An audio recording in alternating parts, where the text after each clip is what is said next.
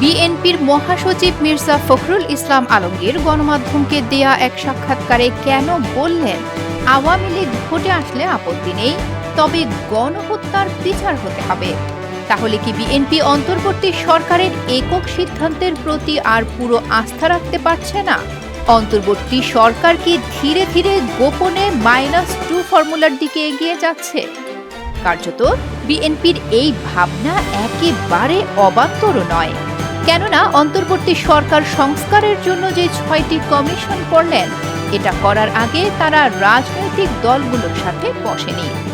অন্তর্বর্তী সরকার রাজনৈতিক দলগুলোর সাথে প্রয়োজনীয় আলোচনা না করা, তাদের মতামতকে গুরুত্ব না দেওয়ায় অন্তর্বর্তী সরকারের প্রতি আস্তে আস্তে সন্দেহ দানা বাঁধতে শুরু করেছে বিএনপির।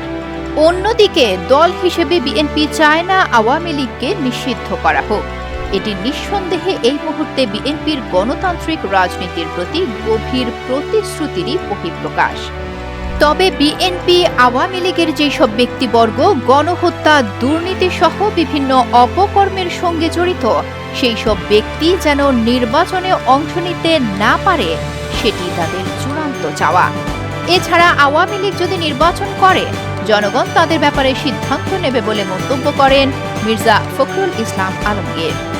বিএনপির এই ধরনের দূরদর্শী সিদ্ধান্তকে অবশ্যই সাধুবাদ জানাবে বাংলার জনগণ।